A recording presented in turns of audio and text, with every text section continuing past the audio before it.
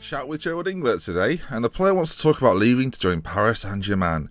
Well, haven't we been here before, Gerald? If it wasn't Dortmund, now it's Paris Saint-Germain. I mean, don't be so ridiculous. Of course you're not moving to Paris Saint-Germain. You've barely been at Dortmund. Right, no, obviously not. Welcome back to the Roadtrip series, me, Dr. Benji FM, just dealing with some issues. I've already had Zidane on the phone giving me grief. It's getting ridiculous. Right, today then, we have two matches coming up for you. It is Arsenal and Bayer Leverkusen. We're going to kick things off with the game against Arsenal. Zinedine Zidane's Arsenal, might I add. And recent form's been pretty good. A 4-3 and a 4-1. We're looking good in the league at the moment, scoring lots of goals. Clean sheets, that's the issue. Last 5 games, not a single clean sheet to speak of. And with 2 big games against Arsenal and against Leverkusen, they could be problematic for us. So as we head into this game against Arsenal, it's the sort of game you'd expect us to struggle in, because they're better than us, probably, maybe. I'll show you some of their players, you'll see what I mean. So if we take a quick look at the Arsenal team, they have Raphael Vincent, who we've talked about before.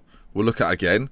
Apart from his very sort of yellow head, he's pretty good at football this season. 3 goals in 6, not that good, but in Europe, 3 goals in 2, so that is quite good. He's not actually as prolific as you'd think. I'll tell you, if he played for me, I'd be all over that. And if I was in the Premier League, it'd be the review of that league. I've no doubt about it. So then, Champions League day. Chimenzi will be in goal. Silva, Nick and Engler will be at left centre-back. We've got Insigne in front with Paslak on that right-hand side. Birchtoll just ahead with Tolga on the left. We've got Just Gerald and Ivan supporting Luka Jovic up front, who's going to play as a poacher today. And I'm relatively confident. Familiarity is growing ever more. So I'm quite happy about that. We'll see how we get on though. In terms of the bench, this is a question mark. Who do we put on there?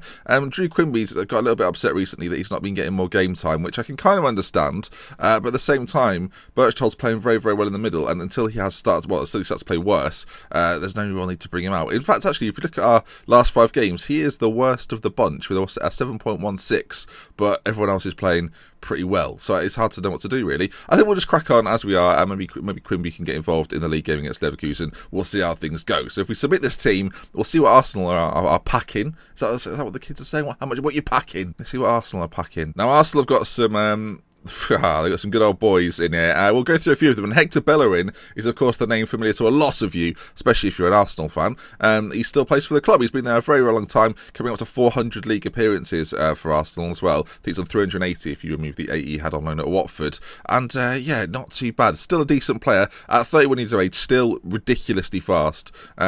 His technicals aren't as good as you'd hope. Tackling 17, but 13 marking. Heading's not too good either, so not a massively brilliant defender. In midfield, then, Joe Manio, another player you'll probably be familiar with as well, of course. Spent time at Inter before. Before that, spent time at Sporting. Got his big move to Inter, of course, not that long ago in real life. And sort of a few years into his Inter career, got a big move to Arsenal. He's played a lot for Arsenal as well and played pretty well. Last season was a little bit of an off year for him, only a 6.88. So we'll see how he gets on today. A few names I don't recognise. George Tyndall is the new, I don't know how would we compare him? Ross Barkley, that sort of player, playing in behind Vincent up front. And then they've got Zhang Zhuzi on the right hand side, a player that I looked at one stage.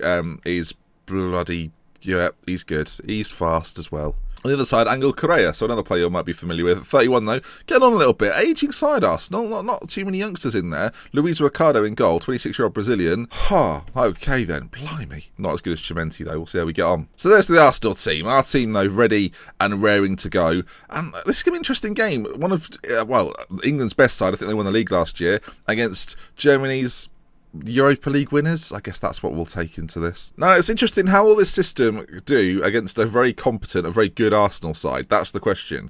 This is the real test for us. We've had some games so far this season where the formation's been okay. It's not particularly controlling, but it is allowing us to win the ball back and break. It really does depend, though. Ivan, Gerald and Jovic, how they get on in the game today, as Tyndall's picked up a little bit of an injury. He's actually moved back into a central role, which is interesting. I wonder if we'll start to go a little bit harder on him, as they've got a throw-in. João Mario at his feet, Tyndall into Kavida, and living Kavida Loca. That's definitely what would have been played every time he scored had I been here. Insigne, though, great tackle, gets it off him. Just Gerald plays it over to Luka Jovic, plays it forward, doesn't quite get there, though, and it's played back all the way to Luis Ricardo, who fires it forward to Correa. Silva gets there first, but it looks like it's going to be Arsenal to bring this forward. Tyndall, he's got an injury, he's got a yellow card. Insigne again, though, gets on him like nobody's business. Reminds me of N'Golo Kante. Juiced! Oh!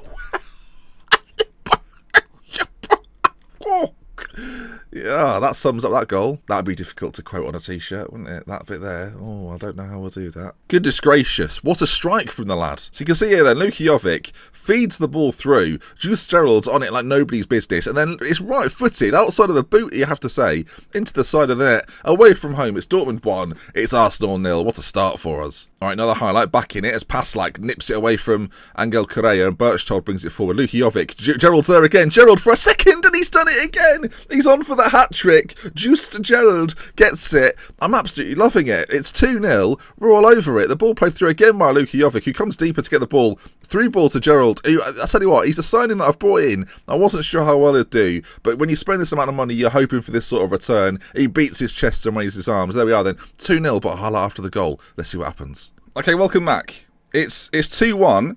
Everything, all my recording equipment stopped and it's back. So I don't know what happened. We were about to see the continued highlight, but we're back on it. It's 2-1. I mean, I'll show you the goal by all means. It was from the kickoff. That was the bit we saw, and then everything stopped. So I'll just show you this again.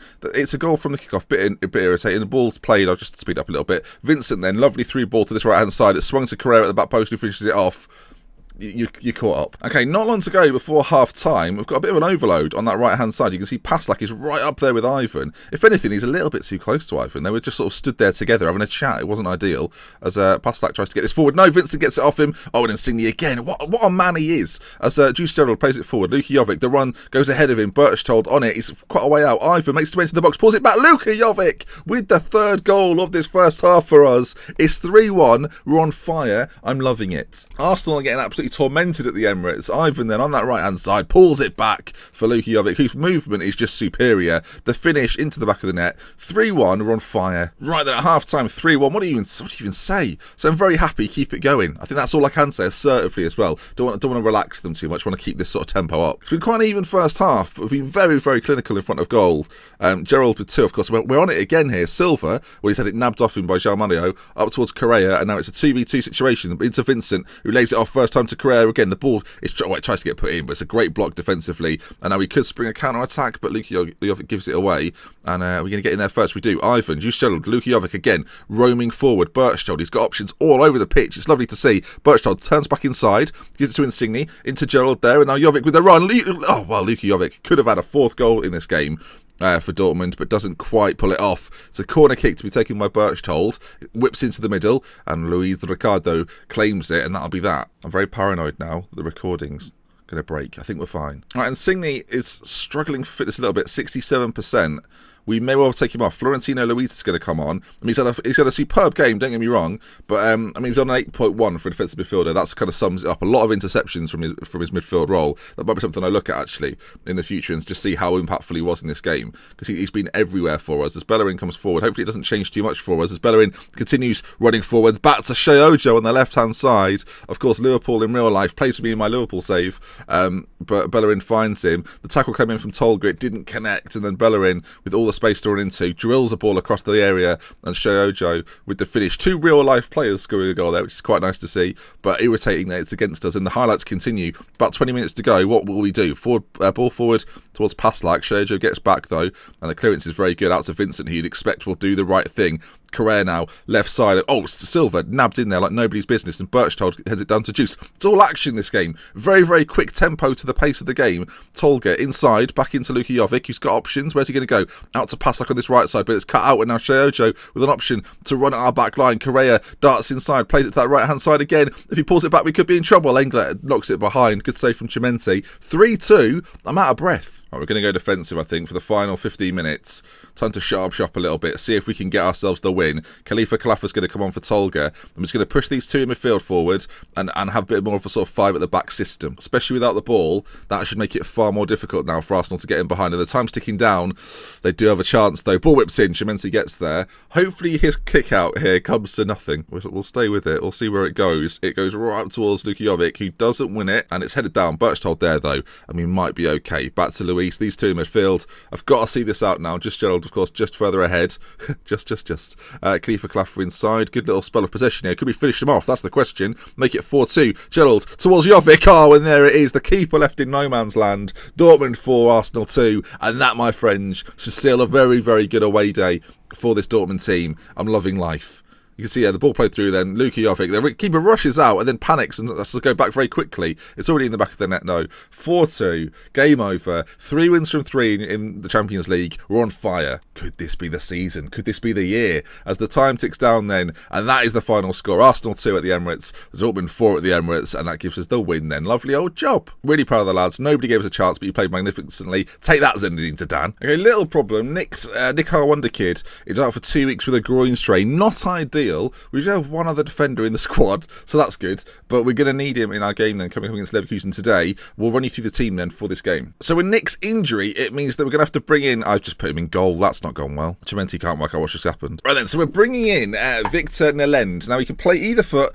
Defensively very good as well. Great heading, marking and tackling solid as well. Teamwork very good, and really good strength for a 6'4" defender. Not too slow either, so he can play nicely as the cover defender. I'm not too worried about that. We'll go into the centre of Diego Silva and Gerald Engler then, and yeah, we're going to miss Nick for a little bit. 2 weeks is not ideal, but his progression's been good. Hopefully he continues to grow into his role as a centre-back in this system. So as we go forward then into this game against Leverkusen, I think team-wise, by and large, it would be stupid to change things. We'll bring Quimby onto the bench though for... let's see who we're going to replace him with. Let's just get Bernard Leno off. Look, goalkeepers aren't needed. I should say actually fitness-wise, there's a few concerns. Just Gerald for Munkuru doesn't look like the daftest thing to do. So that's the one change we'll make. He had a really good game obviously midweek against Arsenal, but we'll change things around for the league game. It's not even ready yet. Oh, okay, here we go. Still waiting on Santiago Ascal.